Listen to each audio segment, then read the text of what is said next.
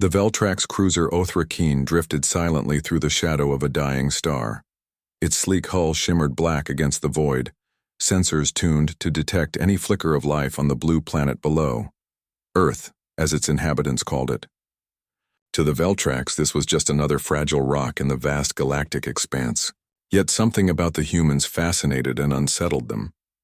Inside the dimly lit observation chamber, Commander Varric stared at the streaming data on the holographic display. The human soldiers' movements were reckless by Veltrax standards, chaotic. Drills in brutal terrain, endless physical strain, and a level of endurance that defied logic. What caught his attention most was their expression. Fierce joy, even in exhaustion. They laughed amid their struggles, a sound Varric could never forget. Why would they push themselves so hard for war? Varric muttered, turning to his second-in-command, Lieutenant Zrina. They must be foolish, or mad. Zrina shook her elongated head, her compound eyes reflecting the battlefield data. Foolish or mad, Commander, but effective. Our scouts report they engage enemies with no regard for their own lives. It is unlike any species we have observed. The Veltrax had seen war before. They had fought countless battles employing precision, strikes, calculated retreats, and cold logic. But humans marched forward as if death itself were a mere nuisance to be brushed aside. Suddenly, the room's comm panel beeped urgently. Zrina tapped the interface, bringing up a real-time transmission from a distant system, one that had recently fallen into chaos. A human warship burst into view, battered and scarred. Flames licked its hull, but the crew remained at their stations, coordinating attacks with calm efficiency. They're fighting the Centauri, Zrina said grimly, referring to the robotic horde consuming star systems without mercy. But look. There, losses. There is no withdrawal, no hesitation. They press forward despite overwhelming odds. Varric's mandibles twitched involuntarily. Send a scout team. I want eyes on the ground. Within hours, the Othrakeen dispatched a stealth probe cloaked in quantum shadow, hurtling toward the battlefield. The data streamed back in fragmented bursts, scorched plains littered with wreckage, human soldiers advancing under relentless fire, their faces smeared with sweat and dirt, eyes blazing with a ferocity that defied despair. One fragment showed a human squad trapped behind enemy lines. Heavy Centauri drones closed in, their metallic legs clattering ominously. The squad leader, a young woman with a scar cutting across her cheek, raised her rifle and shouted orders that crackled through comms. The squad didn't run. Instead, they formed a tight circle, firing relentlessly until every drone was disabled, or destroyed even as they took crippling wounds. Why don't they retreat? Varric whispered. No species fights like this, it's suicide. Zrina's eyes flickered with unease. Perhaps their culture values courage over caution, or they have some concept of honor we don't understand. Varric's gaze hardened. Or perhaps they are driven by something darker, desperation, madness, fanaticism. The probe's final transmission ended abruptly with a blinding explosion. The signal was lost, leaving a silence that echoed through the cruiser's halls. Days later, more reports poured in. The humans didn't falter. They multiplied, pouring into the war zones like a relentless tide. Their tactics were unpredictable, charging through firestorms, scaling ruined fortresses, refusing to surrender even when surrounded. Veltrax war analysts were baffled. The humans were not merely fighting. They seemed to embrace pain and death as fuel. In a private meeting with the Othrakeen's captain, Varric voiced his growing dread. Commander, these humans are more than a threat. They're a mystery. We can neither predict nor contain them. I fear if we face them directly, we will lose more than territory. We may lose our understanding of war itself. The captain's dark eyes narrowed. So what do you propose? Varric leaned forward, fingers steepled. We observe, we learn, but prepare for the worst. Because when humans march, they do so with the fury of a storm. And no one stands in a storm unscathed. Outside, the dying star cast its last golden rays on Earth's battered surface, where soldiers gathered in tight formations. Their commander's voice rose above the clamor, not with fear but with an iron will. Tomorrow we face the enemy again. We will not retreat. We will not falter. We will show them what it means to fight for every breath, every inch of ground. We march because we must. We fight because we will. As the Veltrax watched, a dark sense of foreboding settled across the stars. The humans were coming, and they were unlike any foe the galaxy had ever seen. The battlefield was a desolate scar across the moon of Harkin 5, a once thriving colony now reduced to rubble and smoldering wreckage. Jagged metal twisted like the bones of some colossal beast, and fires flickered amid the ruins, painting the sky with an eerie orange glow. The air crackled with energy, laser blasts, explosions, the distant roar of mechanical giants, and the cries of the fallen. The Veltrax command ship Vrethnal hovered in geosynchronous orbit, its war room alive with tension.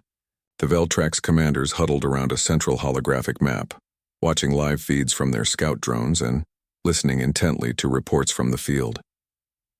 Human casualty rates are catastrophic, Lieutenant General Krell remarked, his mandibles twitching in frustration. We expected fierce resistance, but not this disregard for self-preservation. Captain Siren, the lead strategist, tapped a panel, highlighting clusters of human units. They hold their lines with no signs of hesitation, no matter how heavy the losses. Our Centauri war machines crush their ranks, yet the survivors press forward as if death were a mere obstacle. The hologram flickered, zooming in on a squad pinned down behind shattered ruins. Their armor was battered, weapons sparking from impact. Still, they returned fire with cold precision. Krell shook his head. It defies logic. Every species we've encountered has a survival instinct. These humans seem to abandon theirs. A sudden alert interrupted the room, another live feed, this time from the ground. A young human squad, outnumbered 3-1, was engaged in brutal close combat with Centauri infantry units. The humans fought with a ferocity rarely seen. Blades flashing, rifles roaring, bodies thrown recklessly into the fray. When one soldier fell, another immediately took his place, pressing the attack with relentless fury. The Veltrax officers exchanged uneasy glances.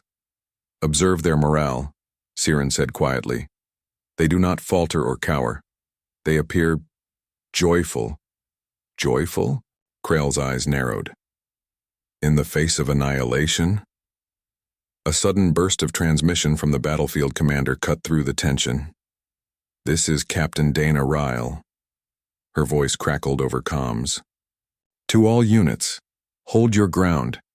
Reinforcements are en route. We will not abandon this sector. Remember why we fight. Remember who we are." The words sent a ripple of unease through the Veltrax command.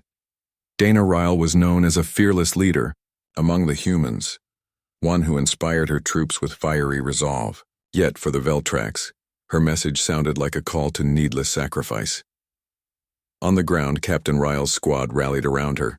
Her steel blue eyes burned with determination, a scar tracing the line of her jaw. Despite exhaustion and bloodied wounds, she moved among her soldiers, handing out fresh ammunition and words of encouragement. "Look around," she said softly. "The Centauri want to break us. But they don't understand that we don't just fight to survive. We fight because giving up is not an option." Private Joss, a wiry young soldier with a haunted expression, clenched his fists. "Captain, how do you keep going, after all we've lost?" Ryle smiled, faint but fierce. "Because I fight for those who can't. For the family I lost. For the future we'll build if we survive this night. Every step forward is a promise." Back in orbit, the Veltrax command watched, horror growing as more humans streamed into the war zone. Wounded but unbroken, their lines reforming like an unyielding tide. Krell clenched his fists. "This is madness. They will bleed themselves dry." Siren shook her head slowly. "Or maybe it is something else. Something we don't understand. Their willingness to die. It's a weapon." A Veltrax science officer, pale and uneasy, spoke up. "I intercepted a human communication, something they call a battle cry. It's a ritual chant they perform before charges. It seems to stir something primal within them, heightening their aggression and pain tolerance." Krell's mandibles twitched. Primitive superstition? No, the officer replied. More like a collective surge of will, an expression of defiance that binds them. We do not see it in any other species. The room fell silent, the weight of their observations pressing down on them like the gravity of a collapsing star. Outside, on the broken surface of Harkan 5, the battle raged on. Ryle's squad suddenly found themselves surrounded, Centauri drones cutting off escape routes. A barrage of fire tore through their ranks. A soldier cried out and fell, clutching his chest. Another collapsed, a glowing blade embedded in his side. Ryle's voice rang out above the chaos. Hold the line. No retreat. The squad tightened, their formation, their bodies a shield against the relentless enemy. Blood soaked the ground, but the humans fought on, shouting, firing, charging forward despite the carnage. One by one, they fell. But still their comrades pressed on. Above them, the Veltrax commanders watched in disbelief. The humans were not breaking, they were pushing harder. Captain Siren's voice was barely a whisper. They are a storm we cannot weather. Lieutenant. General Krell swallowed hard, a cold realization dawning in his many-eyed gaze. If they continue like this, we may lose not just this battle, but our entire war. As the Veltrax prepared to send reinforcements, a single message echoed in their minds. The humans would not stop. They would march, bloodied but unbowed, into whatever nightmare awaited them, and the galaxy would never be the same. The underground bunker on the shattered moon of Harkan 5 thrummed with the quiet hum of technology and the faint murmur of restless soldiers. Outside, the war's roar echoed, a relentless symphony of gunfire and explosions. But inside, humanity's heartbeat steady and fierce. General Marissa Vance stood before a holographic map, her posture rigid but her eyes calm, steel gray and unwavering. Around her, the tired faces of her officers reflected a mix of exhaustion, fear, and unspoken determination. The briefing room was small and stark, but it carried the weight of humanity's survival. We have lost much, General Vance began, her voice steady. But we have not lost the fight. Our enemy is ruthless, cold, and unyielding. The Centauri machines see us as little more than obstacles to be crushed. They don't understand what it means to fight for something greater than survival. She paused, letting her words settle like embers in the room. We don't just fight to live. We fight to prove that life, our life, is worth every breath. We fight for our families, our history, and the future we'll build from these ashes. We fight because we must. A young lieutenant, his uniform stained with dirt and blood, raised his hand hesitantly. General, sir, some ask why we keep pushing forward when so many of us fall. What do we tell them? Vance met his gaze with unwavering intensity. We tell them that courage is more than not fearing death. It's standing tall because you fear it. It's knowing the odds are against you and choosing to fight anyway. Our losses are great, yes, but our will is greater. Every fallen soldier is a beacon for the next. Private Joss, the young soldier from the battlefield, leaned against the wall, arms crossed but eyes fixed on the general. He was still haunted by memories of friends lost, by the taste of fear and fire. But here, in this room, something ignited within him again. Later, in the cramped barracks, soldiers prepared for the coming battle. Some cleaned weapons with practiced hands. Others silently wrote letters home or stared into the flickering lights. The mood was solemn but far from defeated. Joss sat on his bunk, gripping a small worn photograph, a woman's face smiling softly back at him. His fingers trembled as he traced the edges. A fellow soldier, Mara, approached quietly, sitting beside him. You okay? Joss swallowed hard. I keep thinking about what General Vance said, about fighting for something greater. But some days, it feels like we're just throwing ourselves into the grinder. Mara nodded. I know.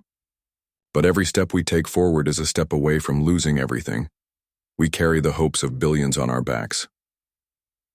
Outside the bunker, The horizon was a battlefield drenched in fire and smoke. The night sky blazed with distant explosions, and, somewhere in the chaos, the Centauri's cold metallic march pressed on. Inside, the soldiers whispered old Earth sayings, things that reminded them of home. No retreat, no surrender. They may take our lives, but never our spirit.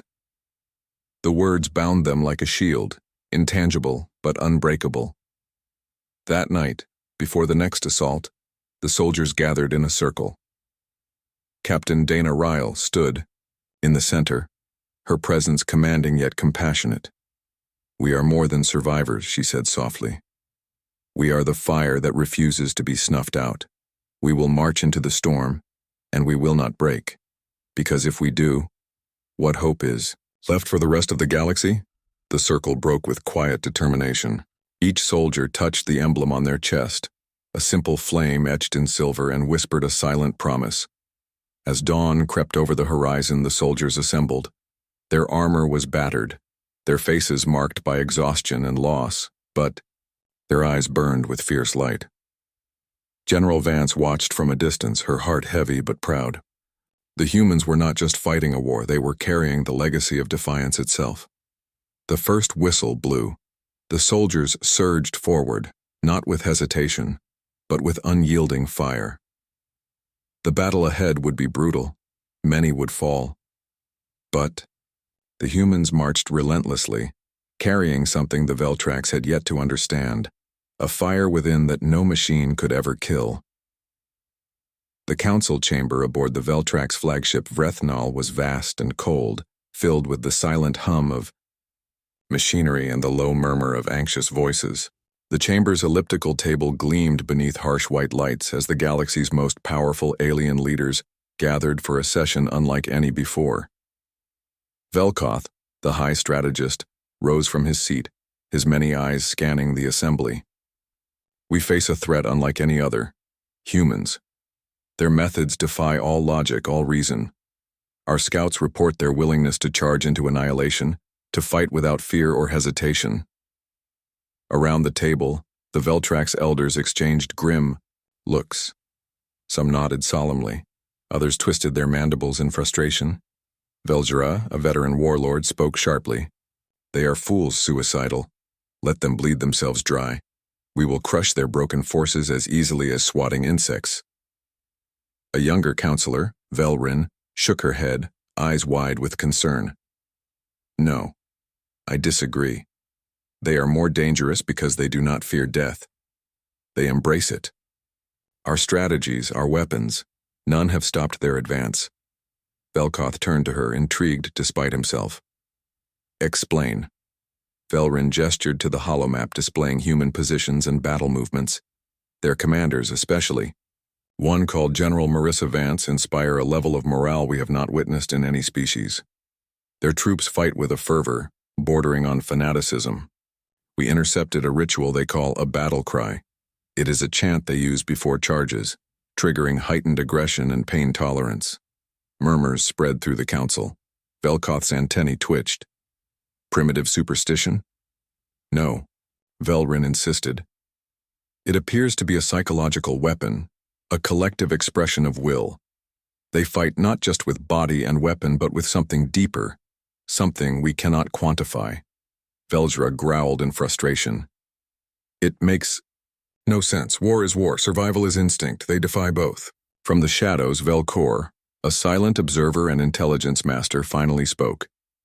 His voice was low, almost a whisper. "There is more. A spy embedded with the humans sent this report." Velkor projected a hollow recording of a dimly lit human camp. Inside, soldiers gathered around a small fire, their faces grim but determined. One soldier, Captain Dana Ryle, spoke passionately. "We don't fight because we want to die. We fight because our lives, our very existence, is proof that the universe belongs to the living, not the machine. We carry the fire of our ancestors, and we will not let it die." The Veltrax Council watched, their multifaceted eyes reflecting the flickering firelight. Velkoth's mandibles clicked thoughtfully. "This fire you speak of, is it a concept? A belief?" Velkor nodded. "Yes. It appears humans are driven by intangible forces, honor, courage, defiance, that bind them together beyond simple survival. They are willing to sacrifice themselves because they believe in a cause greater than their own lives. Velzra scoffed. Belief will not save them when our fleets crush their worlds. Velrin's tone sharpened. Yet, they have not been crushed. Despite every assault, every ambush, they push forward, their numbers growing. Reports show soldiers refusing evacuation, crawling forward to rejoin battle lines. Velkoth paused, his mind racing. Perhaps their strength lies not in their weapons, but in their unbreakable will. The room fell into heavy silence. The Veltrax were strategists, masters of tactics and cold calculation. But the humans introduced chaos, irrational, unpredictable, unstoppable. Suddenly, a comm alert sounded. Velkor accessed the message, a field report from the Harkin 5 front. A human squad was surrounded, outnumbered, and outgunned. Instead of retreating, they formed a defensive perimeter and launched a desperate counterattack. The report ended with a chilling line. They sang as they fought. Velzra's mandibles clicked angrily. Singing? Insanity. Velrin's voice was steady. It is courage, unlike anything we've faced. Velkoth leaned back, troubled. We must reconsider our approach. If the human's will is their weapon, we cannot simply rely on overwhelming firepower. We must learn to break their spirit. Velkor's eyes gleamed. There may be a way. Their ritual, the battle cry, could be studied, disrupted. Psychological. Warfare could turn their greatest strength into weakness. Velzra growled low. Or it could make them even more dangerous. Velkoth raised a clawed hand. Prepare a special task force. We send diplomats to propose an alliance. Or to learn more. Perhaps understanding their will is the key to defeating or joining them. The council dispersed, each member haunted by the revelation. The humans were not just a new species in the galaxy. They were a force that challenged the very nature of war. As the Veltrax flagship turned toward Earth's war-torn moons, Commander Varric watched the stars with a growing unease. These humans, he whispered, are fire we cannot extinguish, and the galaxy may burn because of it. The ruins of Harkin 5's eastern ridge were cloaked in a brittle silence that belied the carnage just hours before.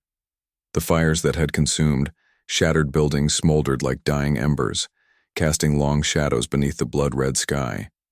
Captain Dana Ryle crouched behind the fractured remains of a steel wall, her breath heavy and ragged. The once pristine armor of her squad lay dented and stained around her, a grim testament to the ferocity of their recent battle. Her hand rested on the cold grip of her rifle, fingers steady despite the exhaustion clawing at every muscle. Around her, the surviving soldiers whispered softly, eyes scanning the horizon for any sign of renewed assault. The Centauri drones were gone for now, but their silence was more haunting than the relentless gunfire. Captain, whispered Private Joss, stepping beside her with a fresh bandage wrapped tightly around his arm. How much longer can we keep this up? We're tired, we're broken. Ryle's gaze hardened. Longer than they expect, longer than they think possible. Joss shook his head, the weight of loss pressing down on him. I've seen friends fall, families torn apart. Sometimes I wonder if we're just running toward death. Ryle's eyes softened, but her voice remained firm. We don't run toward death. We run toward hope. Every step forward is a promise that we won't let fear decide our fate. Behind them, a faint rustling disturbed the silence. The squad tensed, weapons raised instinctively. Hold, Ryle ordered, peering into the gloom. A young scout emerged, his face streaked with grime, eyes wide with urgency. Captain, new orders from General Vance, reinforcements delayed. We hold position until further notice. A heavy silence fell. The squad exchanged glances, hope and dread mingling in their expressions. Joss exhaled slowly. We're on our own for now. Ryle nodded. Then we fight like we always do. Together. Night deepened, wrapping the battlefield in an oppressive chill. Around the campfires, soldiers whispered tales from Earth, old stories of courage and sacrifice meant to steel their spirits. Mara, sitting beside Joss, shared one softly. They say the fire inside us is like a flame in the dark. It may flicker, but it never dies, no matter how cold or cruel the night. Joss looked at her, a faint spark of something like hope stirring in his tired eyes. Suddenly, an explosion shattered the night. Centauri drones burst from the shadows, their mechanical limbs clattering as they charged. "Positions!" Ryle shouted, rallying her squad. The air filled with gunfire and shouted orders. Joss fired blindly, the recoil tearing through his numb fingers. Around him, comrades fell, their screams swallowed by the chaos.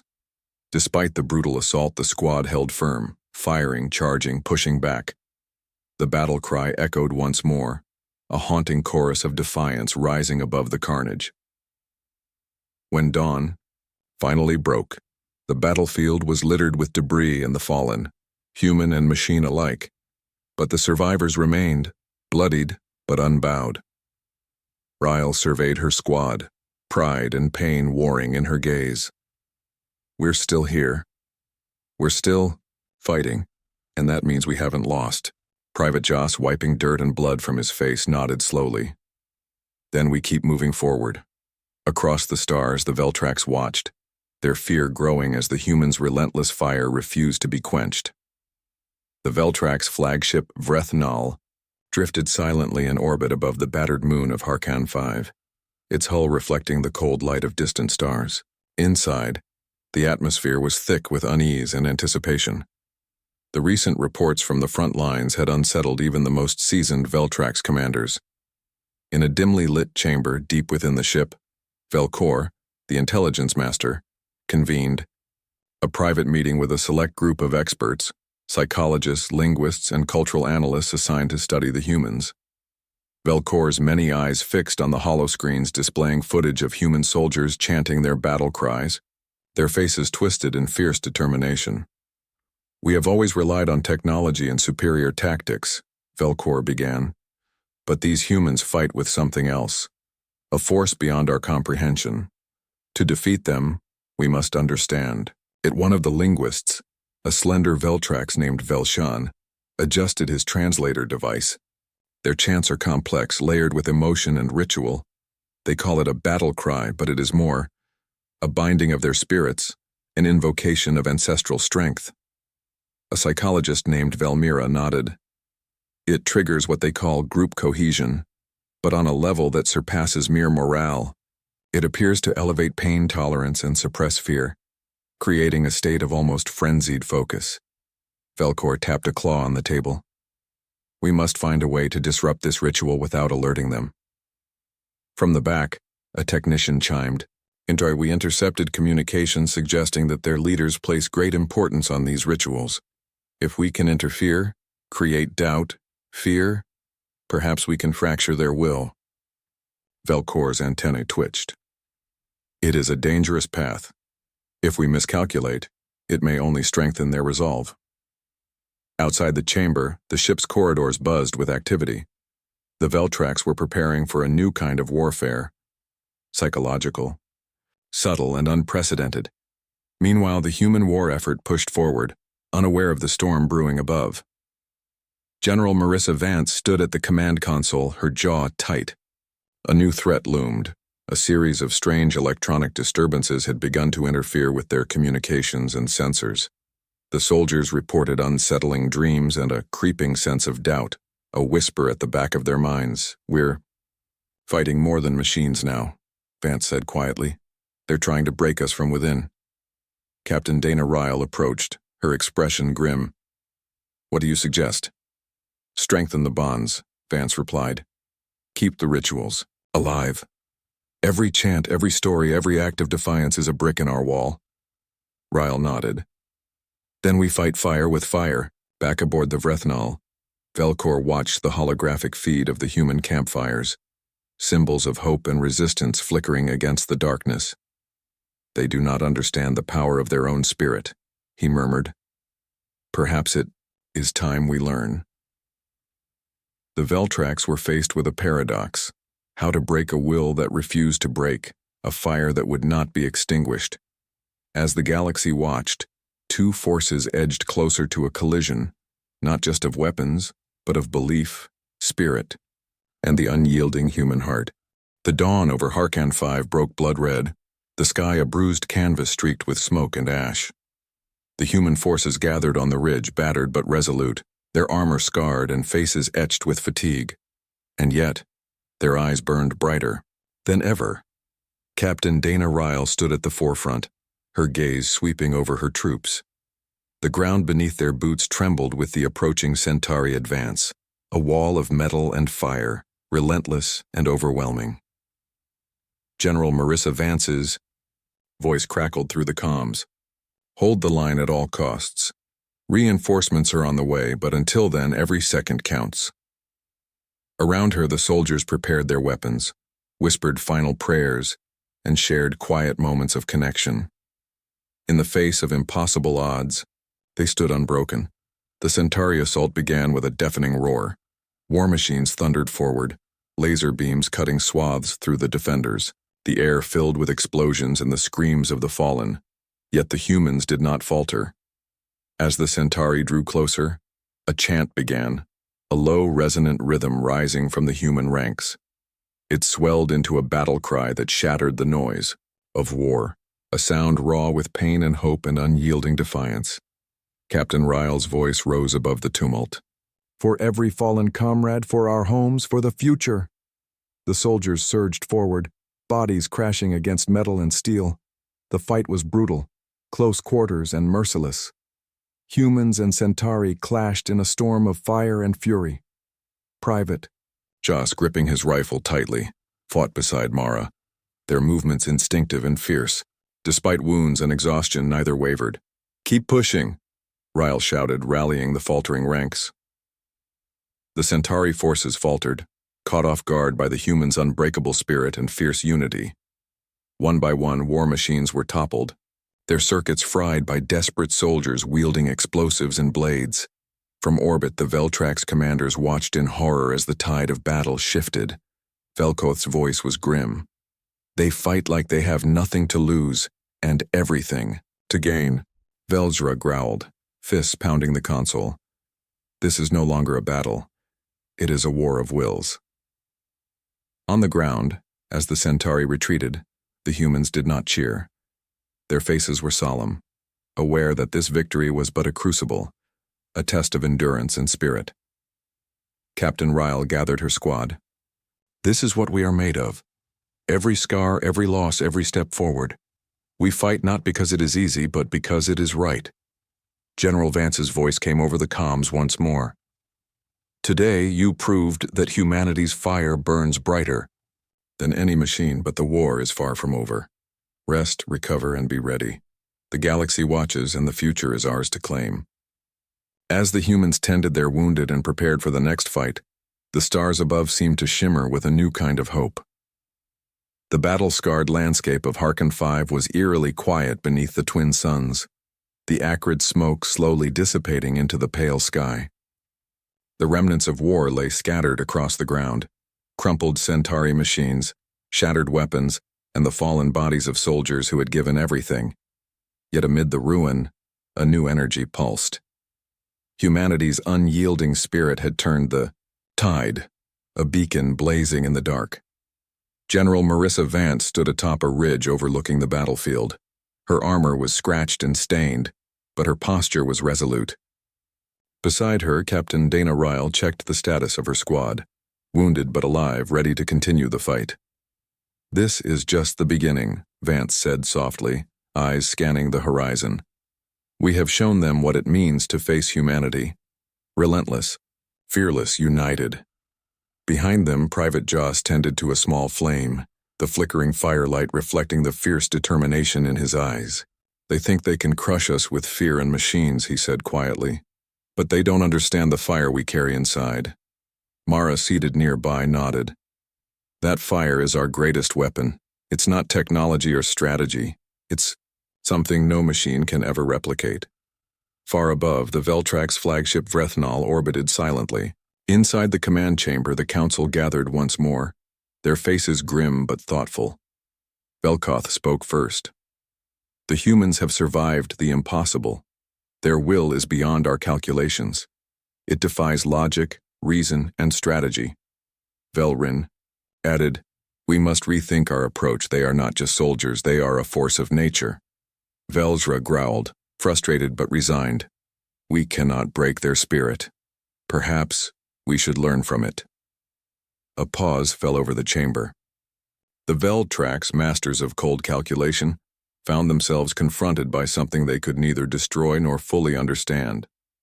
Back on the ground, General Vance addressed her soldiers, her voice steady and inspiring. "We fight not just for survival, but for the future.